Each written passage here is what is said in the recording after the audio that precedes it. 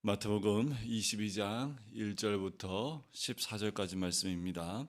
예수께서 다시 비유로 대답하여 이르시되 천국은 마치 자기 아들을 위하여 혼인잔치를 베푼 어떤 임금과 같으니 그 종들을 보내어 그 청한 사람들을 혼인잔치에 오라 하였더니 오기를 싫어하거늘 다시 다른 종들을 보내며 이르되 청한 사람들에게 이르기를 내가 오찬을 준비하되 나의 소와 살진 짐승을 잡고 모든 것을 갖추었으니 혼인잔치에 오소서 하라 하였더니 그들이 돌아보지도 않고 한 사람은 자기 밭으로 한 사람은 자기 사업하러 가고 그 남은 자들은 종들을 잡아 목욕하고 죽이니 임금이 노하여 군대를 보내어 그 살인한 자들을 진멸하고 그 동네를 불사르고 이에 종들에게 이르되 혼인 잔치는 준비되었으나 청한 사람들은 합당하지 아니하니 내거리 길에 가서 사람을 만나는 대로 혼인 잔치에 청하여 오라 한대 종들이 길에 나가 악한 자나 선한 자나 만나는 대로 모두 데려오니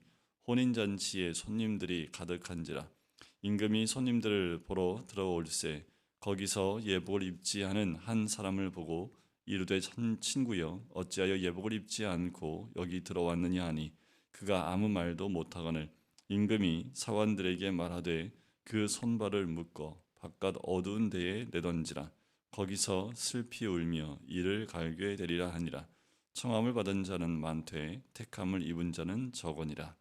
아멘. 오늘의 비유의 말씀은 천국 비유입니다. 또한 혼인잔치 비유로 아주 유명하지요. 이 비유 이전에 두 아들 비유와 악한 농부 비유, 그리고 이 비유는 세 번째 비유로 연달아 나옵니다. 이 비유가 나오게 된 이유는 대제사장과 서기관들이 와서 무슨 권위로 이런 일을 하느냐 권위 논쟁을 하게 됐지요. 이 권위 논쟁이 있었던 것은 예수님이 성전 안에 들어가셔서 모든 것을 둘러엎으시고 정결케 하셨던 성전 정결 사건, 그 사건에 이어서 나왔던 사건입니다. 그러니까 그들이 그 모습을 보고 대제사장들이 와서 무슨 권위로 너희가 성전 안에서 이런 일을 행하느냐라는 질문에 답을 하시면서 세 가지 비유를 연달하시는데 그 세 번째 비유가 오늘 본문의 말씀입니다. 오늘 본문 말씀은 천국 비유로 이야기하시지요. 이 하늘나라 비유는 바로 하나님의 왕권이 인간의 실제적 생활 속에서 구현되는 것임을 이 비유를 통해서 우리에게 알려주고 계십니다. 다시 말씀을 드리지만 예수님이 우리에게 천국을 말씀하실 때는 이 땅에 없는 마치 영적인 것이고 우리가 경험하지 못했던 환상적인 어떤 그런 천국을 말씀하지 않고요. 실제적인 천국을 우리에게 알려주십니다. 천국은 현실의 삶과 다르지 않고 현실의 삶에 구현되어진 것을 우리에게 설명을 해주시지요. 그것이 바로 혼인잔치 비유를 통해서 말씀해주고 있습니다. 다 알고 있는 말씀인데 이것을 지금 이스라엘 백성 유대인들을 대상으로 한 비유이기도 합니다. 여기서 말씀하는 임금은 하나님을 의미하겠지요. 또 아들을 위해서 혼인잔치를 베푼 임금이라고 했는데 그 아들은 바로 하나님의 아들이신 예수 그리스도를 의미하겠지요. 그리고 결혼잔치는 뭘까요? 바로 메시아 잔치가 되겠지요. 하나님 나라 잔치가 되겠습니다. 초대받은 자는 이스라엘 백성이 되겠지요. 종들은 누굴까요? 종들을 보냈는데 거들떠보지도 않고 오기도 싫어해요. 또 다른 종들을 보내지요. 이것은 선지자들을 의미합니다. 도시란 예루살렘을 의미하겠지요. 그리고 이 내거리에 가서 초대받은 자들, 그러니까 이 이스라엘 백성을 초대했지만 오지 않았지요. 그래서 내거리에서 초대받은 자들이 있습니다. 그들은 새 이스라엘 백성, 바로 제자들을 의미하기도 하고 역사적인 이스라엘 백성이 아니라 새 영적인 이스라엘 백성을 의미합니다. 여기 나오는 예복은 예수 그리스도의 의의 옷, 그리고 더 나아가서 하나님의 뜻을 행하는 그 예복을 의미합니다. 택함 받은 자들이란 바로 진정한 하나님의 백성을 의미하겠지요. 자, 이렇게 지금 이 비유를 통해서 이스라엘 백성들이 어떻게 임금에게 대했고 또 어떻게 임금인 하나님께서 이들을 심판하실지에 대한 부분까지 오늘 본문 말씀에 잘 드러나 있습니다. 이것은 비단 이스라엘 백성만을 위한 모습이기도 그들을 위한 비유만도 아닙니다. 이 시대를 살고 있는 우리 예수 그리스도를 믿는 모든 자들을 향한 하나님의 비유이기도 하고 천국 비유이기도 한 것을 우리가 깨어서 잘 봐야 될 필요가 있습니다. 때가 가까이 올수록 이 비유는 유대 땅 가운데만 국한되어 있는 비유가 아니라 이 시대에 믿음을 가지고 있는 우리를 향한 깨우기 위한 하나님의 음성으로 들어야 될 줄 믿습니다. 자, 천국은 마치 임금이 자기 아들을 위해서 혼인잔치를 베푸는 건데 이미 청한 자들이 있습니다. 자, 이스라엘 백성들 가운데 혼인잔치는요, 초청장이 없으면 들어오지 못합니다. 초청장을 다 발부를 해요. 그래서 그 초대받은 사람들만이 올 수 있습니다. 자, 그런데 임금이 하는 혼인잔치이기 때문에 시간과 이 날짜가 정해졌을까요? 지금처럼 이렇게 달력이 있고 또 시계가 있는 것이 아니기 때문에 혼인잔치가 언제쯤 있을 것이다 라는 것과 함께 초대장에는 당신을 초대합니다 라는 글귀가 쓰여져 있겠지요. 혼인잔치가 되면 이제 종들을 보내서 혼인잔치가 준비됐으니 오십시오라고 초청이 되게 됩니다. 그러면 초대를 받은 사람들은 예복을 그 잔치에 참여하기 위해서 다 모여들게 됩니다. 특별히 예복은요, 이 사람들이 입고 오는 것이 아니라 초청한 사람이 그 예복을 준비하게 되어져 있습니다. 그러니까 초대받는 사람은 축하하기 위해서 그냥 가면 돼요. 초대장을 들고 가면 됩니다. 그러면 그 주인께서, 그러니까 임금이 이 혼인잔치에 초대한 사람이 예복을 준비해 놓고 그 예복을 입을 수 있도록 제공하게 되는 거지요. 자, 종들을 보내요. 초대받은 사람들을 초청을 했더니 이들이 안 옵니다. 그래서 다른 종들을 빨리 가서 혼인잔치가 준비됐으니 빨리 오십시오 했더니 이들의 모습은 어떻습니까? 4절에 보니까 5절에 보니까 한 사람은 자기 밭으로 가고요, 한 사람은 자기 사업하러 갔다라고 얘기를 하지요.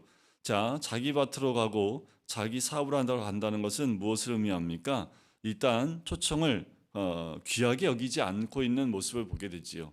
특별히 이 주인 임금은 이 자기 아들의 혼인잔치에 특별히 사람들을 초청했음에도 불구하고 초대받은 사람들이 이 초대에 대해서 별로 중요하게 생각하지 않은 모습을 볼 수 있고요. 더 나아가서 현실, 바로 자기가 하는 일에 더 중심을 두고 있는 모습을 봐요. 우리가 결혼식에 초청을 받게 되면 축하하러 가게 되지요. 하지만 우리나라에서 하는 그 결혼식보다 지금 유대인들이 하는 이 혼인 잔치는 더 중요하게 생각을 합니다. 굉장히 이것은 초대받았는데 가지 않는 것은 그 주인을 무시하는 행동과 마찬가지라는 거예요. 근데 뭐가 더 중요해요? 혼인잔치가 중요하지 않고 이들에게는 밭에 가서 일하는 것, 자기 사업을 하는 것, 자기 일이 더 중요했다라는 거지요. 우리가 이 마지막 하나님의 초대에 응할 때에 우리의 모습이 노아의 때와 같으면 안 되겠지요. 먹고 마시고 시집가고 장가가는 일에 매여서 하나님의 초대, 주님이 초대하시는 것에 나가지 못하는 그 일을 범하면 안 되겠지요. 이들은 자기 일이 더 바빴습니다. 더 나아가서 보낸 자들을 모욕하고 죽였다라는 거지요. 그 임금이 어떻게 해요? 노하겠지요. 군대를 보내서 그들을 진멸하고 동네를 불사릅니다. 자, 문제는 혼인잔치는 준비됐는데 초대한 사람들이 안 와요. 그럼 어떻게 합니까? 지금 아들의 혼인잔치인데, 그러니까 어떻게 해요? 내거리로 종들을 보내요. 자, 8절에 보니까 종들에게 이르되 혼인잔치는 준비되었으나 청한 사람은 합당하지 아니하니까 내거리 길에 가서 사람을 만나는 대로 혼인잔치에 청하여 오라라고 얘기를 합니다. 자, 내거리에 가서 사람을 만나는 대로 데리고 오는데 구분이 없습니다. 10절에 보면 만나는 대로 데리고 오는데 종들이 길에 나가서 만나는 대로 데리고 오는데 그가 악한 자든 선한 자든 다 데리고 옵니다. 구분이 없어요. 특별히 착한 사람만 골라오는 것도 아니고 특별히 봐서 선한 사람만 데려온 거 아닙니다. 내거리에 가서 닥치는 대로 만나는 사람들 다 데리고 온다라는 거지요. 그가 그 사람들 가운데 악한 자도 있고 선한 자도 있습니다. 관계치 않아요. 일단 임금이 가서 혼인 잔치에 사람을 다 메우라고 했으니까 자, 가서 내거리에 가서 만나는 대로 다 초청을 합니다. 그래서 혼인 잔치에 손님들이 가득하게 된 모습이 10절에 나오지요.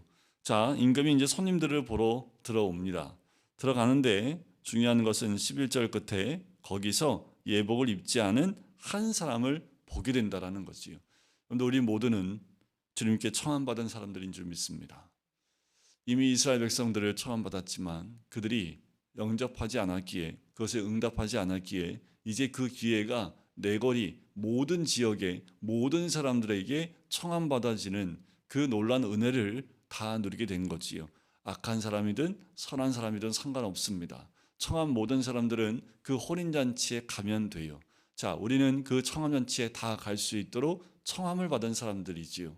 근데 중요한 건 뭐예요? 예복을 입고 있느냐, 입고 있지 않느냐가 중요하다는 겁니다. 그 잔치에 다 가요. 하나님의 어린 양은 이 잔치에 다 갑니다. 중요한 것은 예복을 입었느냐, 입지 않느냐는 거지요. 아까도 말씀을 드렸지만 예복을 우리가 초청받았는데 내거리에서 막 사람들 데리고 왔는데 예복이 어디 있습니까? 그냥 길거리에서 있던 사람들이 다 초청받았는데 자기들이 무슨 옷을 준비하고 왔겠어요? 하나도 옷을 못 준비하고 왔겠죠. 그냥 자기들이 입고 왔지 않겠습니까? 그러니까 아까도 말씀드린 대로 이 임금이 초청한 사람들이 예복을 다 준비하게 되어 있습니다. 그러니까 들어갈 때 뭐예요? 그냥 그 주인이 주는 예복을 입고 들어가기만 하면 돼요. 근데 지금 이 사람 뭘 안 입은 거예요? 그 예복을 안 입고 들어왔다라는 거지요. 자, 이 예복은 아까도 말씀드렸지만 예수 그리스도의 의의 옷입니다. 그리고 이 예복은 하나님의 뜻을 행한 자의 모습, 그 삶의 예외의 모습, 우리가 예수 그리스도를 믿는 믿음의 그 옷을 예복을 입는 거예요. 그것은 우리가 무엇을 스스로 돈 주고 사서 입는 옷이 아닙니다. 예수 그리스도를 믿음으로 우리에게 입혀진 옷이에요. 그 옷을 입고 이 잔치에 참여해야 합니다. 예수 그리스도의 의의 옷을 입고 이 자리에 들어가야 된다라는 거예요. 그런데 마지막 잔치에 보면 이 예복도 입지 않고 온 사람이 있다라는 거지요. 우리가 깨어 있어야 될 것이 이 부분입니다. 이미 첫 번째 초청을 받은 자들은 이 잔치에 참여를 못했습니다. 그들은 거부했고 나오지 않았어요. 하지만 이제 아무나 모든 사람을 다 초청해서 다 이 잔치에 참여해서 가득 사람들이 채워졌는데 그 다음에는요, 예복을 입지 않은 자와 입은 자로 나눠지게 된다라는 거지요. 여러분들 천국 잔치에 갈 때, 이 혼인 잔치에 갈 때 중요한 것은 우리 모두에게 초청이 되었다라는 것, 그리고 우리 모두에게 이 기회가 주어졌다는 것과 더 나아가서 우리가 더 중요한 이 예복을 이 임금이 베풀어 준 하나님이 우리에게 주신 의의 옷을 입고 있느냐, 입고 있지 않느냐가 굉장히 중요합니다.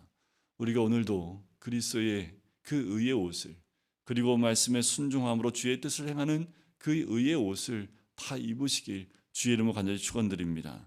자, 이 예복을 입지 않은 사람을 보고 어떻게 해요? 친구여 어찌하여 예복을 입지 않고 여기 들어왔느냐?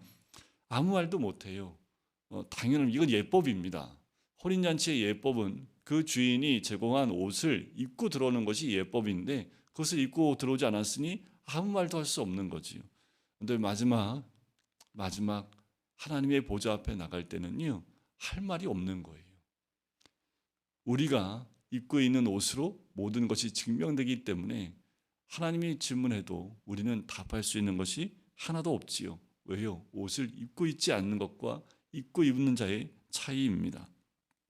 임금이 사원들에게 얘기하지요. 손발을 묶어 바깥 어두운 데 내던지라. 거기서 슬피 울며 이를 갈게 되리라. 굉장히 무서운 경고의 메시지이기도 합니다. 우리 모든 자는 초청받은 사람들입니다. 기회가 주어졌어요. 그 기회를 이제는 예복을 입는 것으로 택함 받은 자의 모습을 지녀야 할 텐데 청한 사람은 많지만 택함을 입은 자는 적다라고 말씀하시는 것이 여기에 있습니다. 우리 모두는 청함 받은 사람들입니다.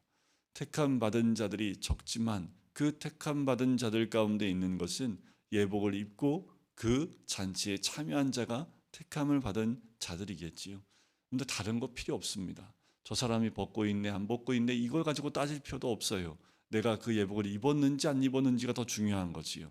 저 사람이 청함 받았네 안 받았네 이게 중요한 게 아니지 않습니까?